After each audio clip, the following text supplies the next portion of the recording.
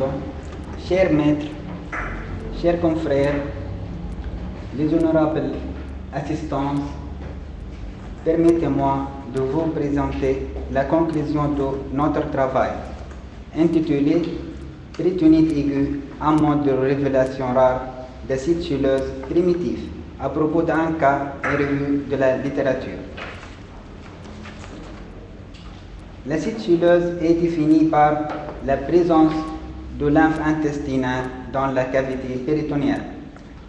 Il s'agit d'un phénomène rare causé par des pathologies qui interfèrent avec le drainage lymphatique abdominal et ou rétropéritonéal. Le chyle n'est pas spontanément irritant pour le péritoine et les différents organes intrapéritonéaux, mais peut dans certains cas entraîner un syndrome péritonéal en cas d'accumulation brutale. La péritonite aiguë chyleuse ou acide chuleuse aiguë est décrite dans la littérature comme étant la moins commune de ces présentations cliniques. Moins de 100 cas ont été rapportés dans la littérature. Nous rapportons l'observation d'un enfant opéré au service de chirurgie générale de Mahdia pour le diagnostic de péritonite aiguë appendiculaire, avec la découverte en péropératoire d'une acide chuleuse en rapport avec la rupture d'un lymphangiome kystique de la racine du mésentère. 6 observations d'acide chuleuse aiguë simulant une péritonite aiguë appendiculaire ont été rapportées dans la littérature jusqu'en mars 2013. Le but de notre travail nous a permis de réunir les particularités épidémiologiques, cliniques, morphologiques et thérapeutiques de l'acide chuleuse à travers une revue de la littérature et de formuler une stratégie de prise en charge de l'acide chuleuse dans ses différentes formes cliniques, et en particulier l'acide chuleuse aiguë. L'acide chuleuse est une entité rare. Son incidence a été estimée à un cas sur 20 000 admissions au Massachusetts General Hospital à New Orleans sur une période de 20 ans. L'incidence a été estimée à un cas sur 11 000. Son incidence est en augmentation, et cela est dû à une chirurgie thoracique et rétropéritonéale et de plus en plus complexe, ainsi qu'à une survie de plus en plus longue des patients atteints de cancer. L'acide chuleuse peut résulter de plusieurs processus pathologiques. Les anomalies congénitales du système lymphatique sont les causes les plus fréquentes chez l'enfant. Chez l'adulte, en Occident, les néoplasies sont les causes les plus fréquentes. Au sol, les lymphomes sont responsables de 54 à 85% des effusions chyleuses néoplasiques. Et en Orient, l'étiologie infectieuse est la plus courante, dominée par les filarioses et la tuberculose abdominale. 3 modes de révélation d'acide chuleuse peuvent se voir. L'acide chuleuse chronique d'apparition progressive, qui est un mode de révélation classique, et l'acide chuleuse aiguë et enfin l'acide chuleuse post-opératoire. L'acide chuleuse chronique se manifeste le plus souvent par une augmentation du volume abdominal, parfois associée à des douleurs abdominales vagues, secondaires à la distension rétropéritonéale et des mésos suite à l'accumulation de chyle. Une asthénie et une perte de poids en rapport avec une malnutrition et une hypoprotéidémie peuvent se voir. L'acide chuleuse post-opératoire est suspecté devant un aspect lactescent du liquide de drainage. Ces fistules se déclarent le plus souvent au cours de la première semaine en post-opératoire. L'acide chuleuse aigu simule le plus souvent un tableau d'abdomen aigu, comme l'appendicite, cholécystite, infarctus mésentérique ou perforation digestive. L'irritation péritonéale et une hyperleucocytose dominent le tableau. De ce fait, le diagnostic de péritonite aiguë silleuse est fait le plus souvent en péropératoire. C'est le cas de notre observation, où le tableau clinique était celui d'une péritonite appendiculaire. Le revue de la littérature confirme la rareté de cette acide chuleuse dans sa forme aiguë. Tous les malades présentant cette forme ont été opérés pour abdomen aigu et le diagnostic dans tous les cas n'a été fait qu'en péropératoire. Le diagnostic d'acide chuleuse est confirmé par l'examen du liquide chuleux. Prélevé par ponction d'acide dans les acides chuleuses chroniques, à partir de liquide ramené par le drainage dans les acides chuleuses post-opératoires et par l'examen de prélèvement en péropératoire dans les cas d'acide chuleuse aiguë, opéré en urgence pour syndrome péritonien. Le chyle est le seul liquide corporel ayant une teneur en matière grasse plus élevée que celle du plasma. Elle est lactescente, inodore, stérile, avec des propriétés bactériostatiques et un pH alcalin. La composition biochimique et cytologique du liquide montre un taux de triglycérides supérieur à 110 mg par décilitre, est égal 2 à 8 fois le taux plasmatique. Une richesse en protéines avec un taux supérieur à 4 g par décilitre.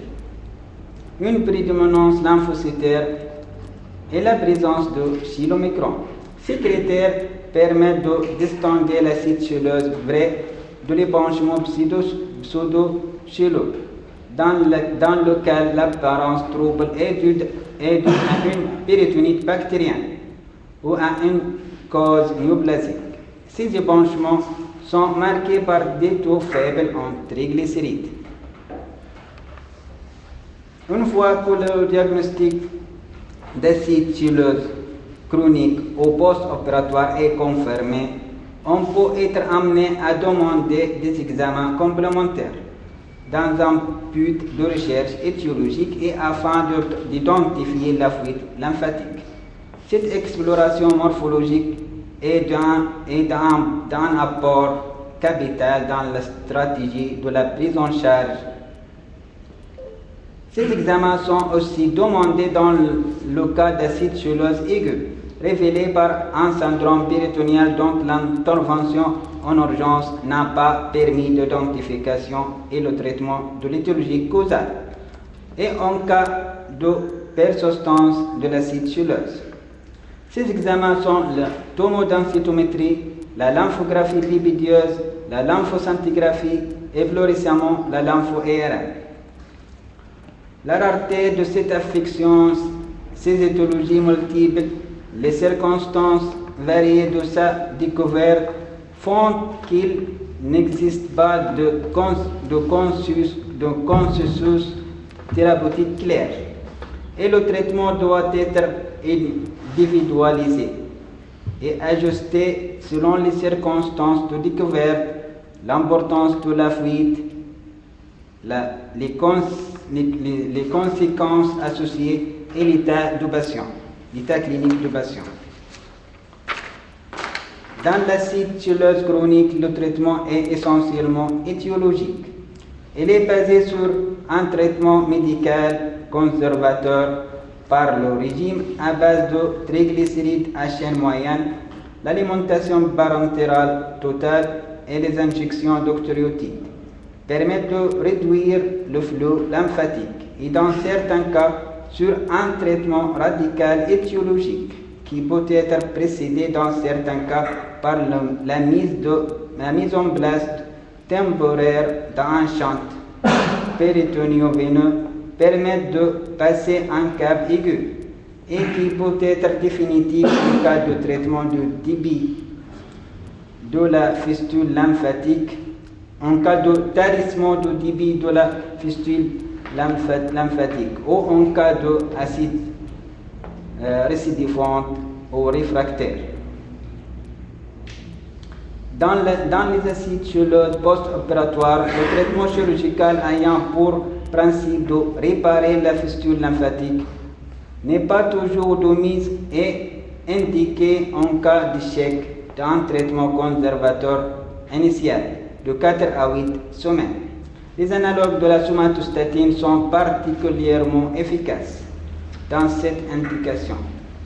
En cas d'acide chuleuse chronique ou post-opératoire, les examens complémentaires spécifiques permettent le plus souvent d'identifier la fistule lymphatique. Son identification en péropératoire est facilitée par la prise d'eau à 4 heures en préopératoire d'un repas gras ou d'un colorant lipophile tel que le soda 3. L'injection en péropératoire de bleu Evans dans la base de mésentère ou dans le plexus lymphatique local a été aussi efficace pour l'identification d'une fuite lymphatique en péropératoire. Dans les péritonites chileuses, c'est la laparotomie exploratrice qui permet de faire le diagnostic. En objectivant un épanchement intra-péritonéal lactescent permettant d'en faire un prélèvement et une analyse biochimique. Elle permet aussi d'évacuer le liquide, de réaliser une toilette péritonéale ainsi qu'une exploration complète de la cavité abdominale, permettant dans certains cas de réaliser un traitement étiologique. Le drainage abdominal est recommandé si un traitement étiologique n'a pas pu être réalisé. Chez notre patient, l'examen du liquide prélevé en péropératoire a permis de faire le diagnostic du liquide chuleux. On a réalisé une toilette péritonéale, une appendicectomie et une résection presque totale du kyste de la racine de mésentère, sans drainage. Les suites opératoires étaient favorables, avec rétablissement rapide de transit et disparition de syndrome infectieux. L'examen anatomopathologique de la formation kystique a permis de confirmer le diagnostic de lymphangiome kystique rompu. Un régime hyperprotéique faible en graisse a été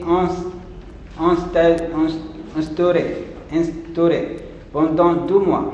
Les suites à moyen et à long terme étaient favorables, avec absence de récidive de l'acide et de la tumeur kystique à l'échographie abdominale, avec un recul de 6 ans.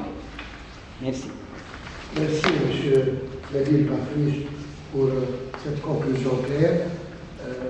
Je vous connais depuis longtemps, vous êtes des amis, frères et et je sais que vous avez une formation anglophone, ce qui explique un peu, pour l'assistance, la difficulté. Vous avez fait un effort considérable pour faire ce travail en français. Je sais très bien que vous êtes anglophone, ce qui ne diminue en rien la qualité de votre travail scientifique, ni la qualité de vos conclusions qui sont très claires. Et avant de passer la parole à mon ami Salham Jassed du service de radiologie, je vous ai bien souhaité la bienvenue à toute l'assistance. Merci, M. le Président. M. Nabil, je vous remercie de m'avoir invité à faire partie de votre thèse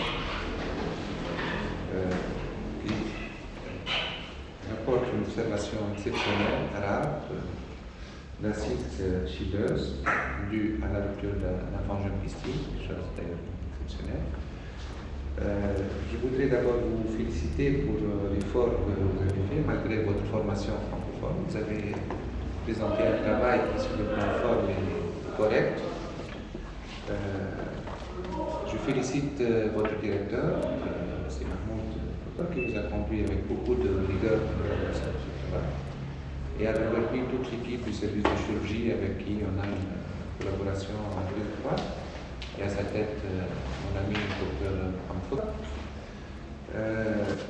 Concernant le travail, je trouve que c'est un travail qui est bien présenté, qui a suivi le premier malade, que l'observation au départ a été bien détaillée, que vous avez fait beaucoup de rappels physiopathologiques, histologiques, qui sont quand même qui étaient un peu longs, mais c'est vraiment qu'on m'explique que c'était voulu parce que cela a des implications thérapeutiques. Concernant l'image.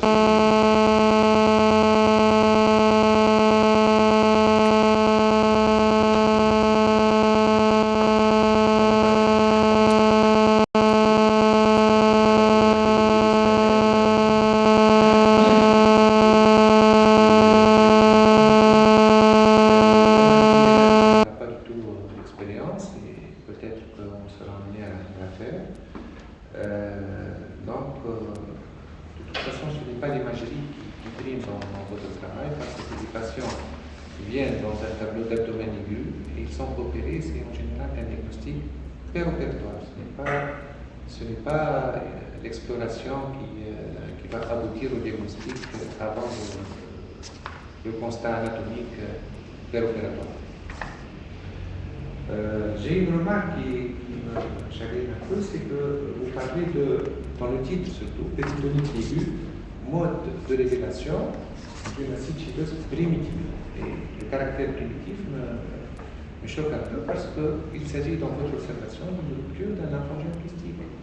Donc, est-ce que vous pouvez considérer une acide chileuse due à la rupture d'un lymphangien kystique comme une acide primitive, chileuse primitive, hein?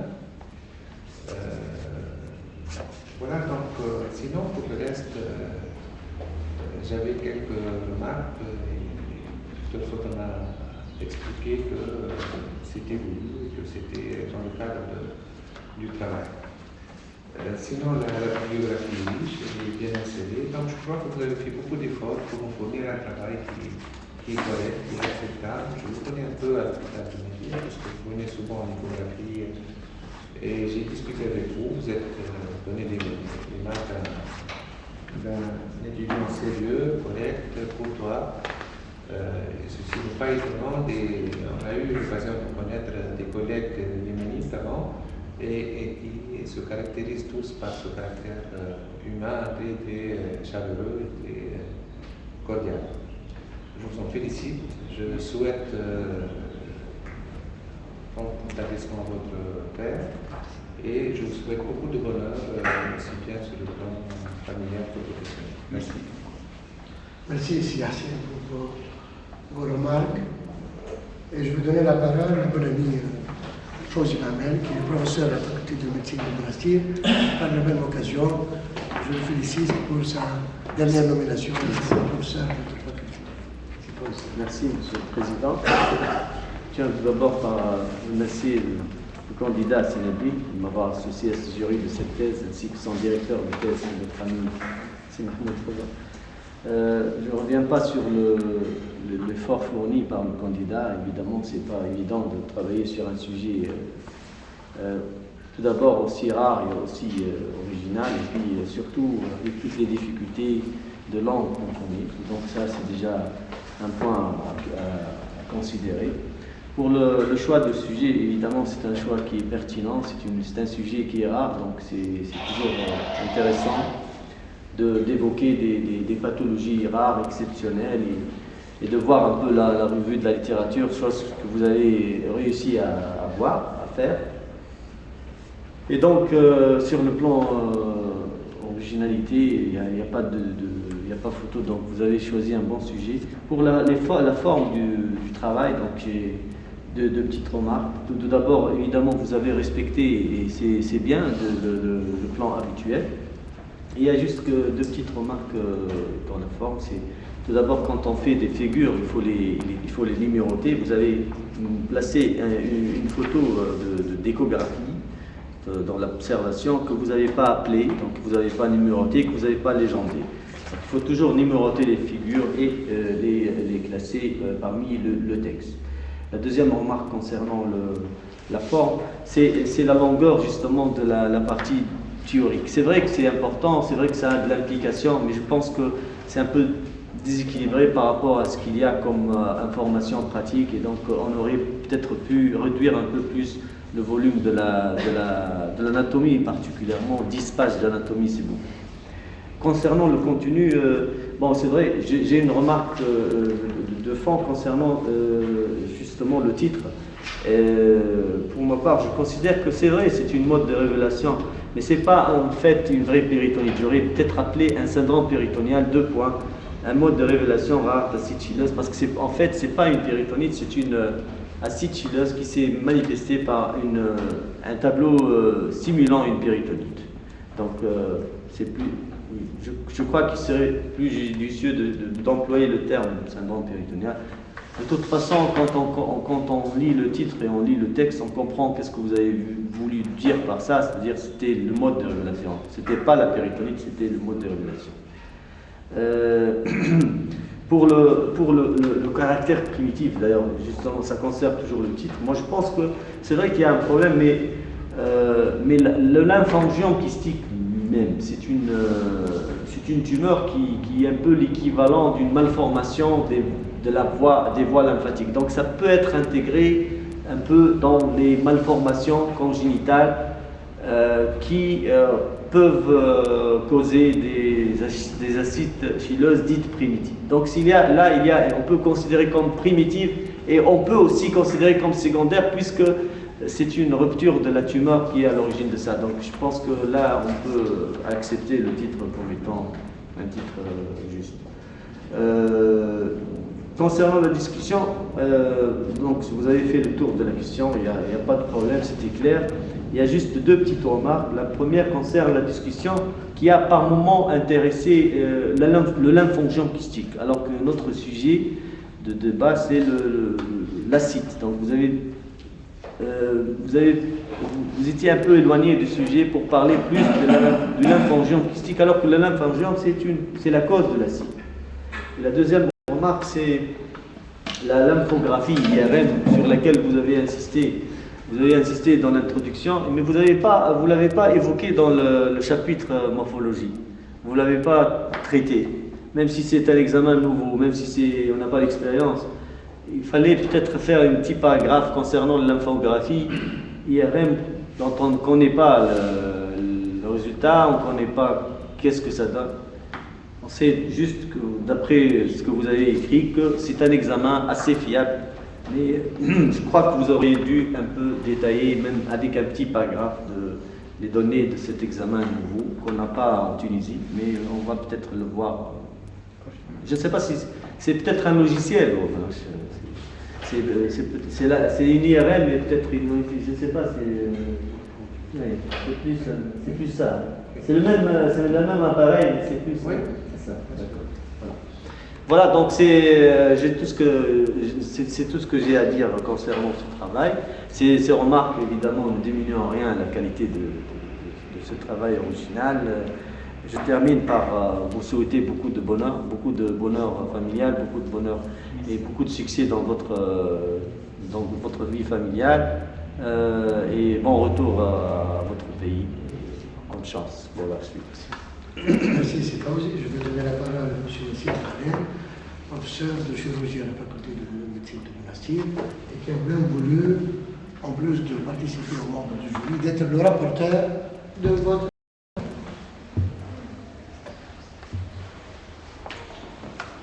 Merci, Monsieur le Président. Bien sûr, je commence tout d'abord à remercier Sénébil ainsi que le directeur d'avoir associé dans ce travail. Donc, tout d'abord pour le choix, donc, je crois que le sujet est pertinent. Pourquoi? Parce que c'est vrai, c'est une observation qui est rare, mais à travers cette observation, il y a beaucoup de leçons, donc il y a beaucoup de choses à apprendre, donc c'est important de connaître cette observation. Et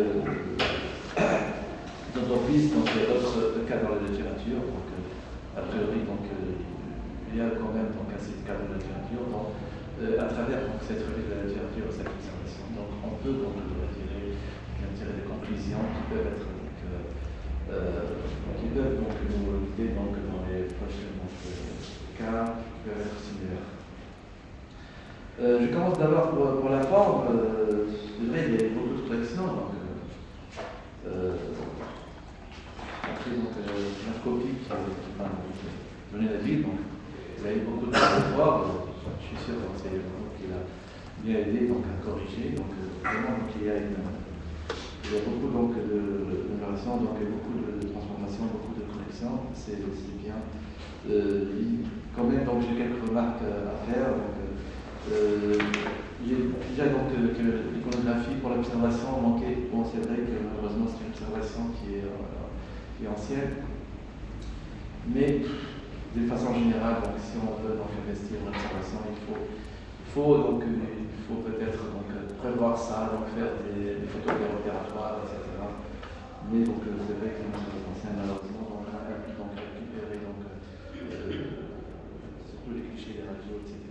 Même l'échographie, je crois que c'est une échographie de contrôle qui a été pratiquée donc, lorsque vous l'avez convoqué donc, un malade. Mais malheureusement, il faut mettre donc, les commentaires. L'échographie normale, il faut être vérifié donc, au niveau de la racine dentaire, pas de plasticité, etc. Pour dire qu'il n'y a pas de récidive, que c'est un diagnostic. Et donc, il n'y a pas de branchement en rapport avec l'acide fileuse. Sinon, aussi concernant la forme, donc il y a il y a une écriture en gras. Je ne sais pas pourquoi vous avez quelques auteurs qui ont été donc écrits signalés en gras. Par contre, il y a d'autres auteurs qui n'ont pas été signalés en gras. Je crois que c'est utile puisque déjà donc, vous avez la bibliographie, vous avez la référence, encore donc quelques fautes de français. Quelques fautes de mise en page, surtout quelques fautes de frappe. Hein. Ça va faire ça. C'est vrai, donc c'est plutôt anglophone, mais quand même, ça va peut-être réduire forcément dans quelques fautes de français. Mais pas beaucoup de fautes de français. Concernant donc le fond, de façon générale, lorsqu'on traite une thèse avec donc, un travail avec une observation, il y a en fait deux choix. Donc, on est à l'observation, puis dans la partie discussion, on va donc, quand vous avez fait, donc, vous allez détailler donc, dans la partie discussion, donc vous allez faire donc, le tour de la question. Soit, deuxième façon de les faire, c'est donc avec l'observation que vous avez et avec les cas rares dans la littérature, vous allez donc construire donc, une partie matérielle de méthode. Vous allez donc voir donc, les résultats de ces observations. Par exemple, pour cette observation, vous avez 7 cas dans la littérature. Donc, avec la 8e observation, ou bien 6 cas avec la 7e observation. Donc, vous allez donc avoir donc, des résultats avec 7 cas. Vous allez donc discuter donc, avec les résultats. Donc, ils peuvent être donnés encore plus de renseignements, peut-être encore plus donc, des conclusions. Mais donc, bon, c'est vrai que, en tout cas, c'est un choix. Vous avez donc choisi donc, ce plan. Et, mais peut-être il fallait peut-être voir en plus ces 6 cas donc, de la littérature. Peut-être il faut peut-être sortir des éléments cliniques spécifiques, donc ce mode de révélation aigu donc, de l'acide fileuse. J'ai senti que vous n'avez pas vraiment trop détaillé donc, ces 6 cas de la littérature. Je préfère dans les tableaux, donc, les particularités cliniques, biologiques et morphologiques de ces 7 cas de l'acide fileuse qui ont été révélés suite à un syndrome péritonéal. Voilà donc la grande remarque. Parce que le problème de l'acide fileuse, surtout le problème d'addition devant un malade présent d'un syndrome péritonéal, quels sont les éléments que ce soit clinique, biologique et dermatologique, qui oriente vers la cible tubeuse. Donc ça peut aider surtout pour le diagnostic préopératoire et comme ça dans certains cas on peut éviter la partie du tube. D'autant plus que vous avez discuté dans la partie traitement, il y a d'autres moyens thérapeutiques à part le traitement chirurgical. Si dans la partie discussion, je vais peut-être préparer pour le diagnostic différentiel. Dans la partie traitement, peut-être que ça va mettre des algorithmes en cas de déficit qu'est-ce qu'il faut faire, en cas d'acide chronique, qu'est-ce qu'il faut faire. Ça permet peut-être d'avoir de plus clair concernant les indications thérapeutiques. Si vous manquez les résultats d'une façon générale dans la littérature, ces malades qui ont été opérés, la mortalité, la morbidité surtout. Sinon, la biographie, je voyais la biographie est très riche aussi, c'est une biographie qui est actualisée, des articles publiés en 2012, 2010. Je crois que la recherche biographie est efficace. Et voilà donc toutes ces remarques que j'ai diminué en rien la qualité de ce travail. Je crois que depuis il a fourni un effort. Bien, je sens de la tête. Je te félicite aussi, je te félicite. Il est très passé dans le service, donc dans l'externe, je souhaite donc la réussite dans la vie professionnelle, le bonheur dans la vie familiale et de bonne santé. Merci, mon ami aussi Mokhaled, pour vos remarques. Je tiens d'abord à vous remercier d'avoir accepté de faire ce travail dans mon service. Et vous avez réussi à faire de ce travail à propos d'un cas rare, un beau travail. Et vous avez fait dans votre thèse un excellent rappel d'histologie, d'embryologie et d'anatomie, et ça a été fait expérimentalement parce qu'actuellement, on s'intéresse beaucoup à l'anatomie, à l'histologie des lymphatiques, parce que les derniers travaux datent de 1990. Récemment, avec M.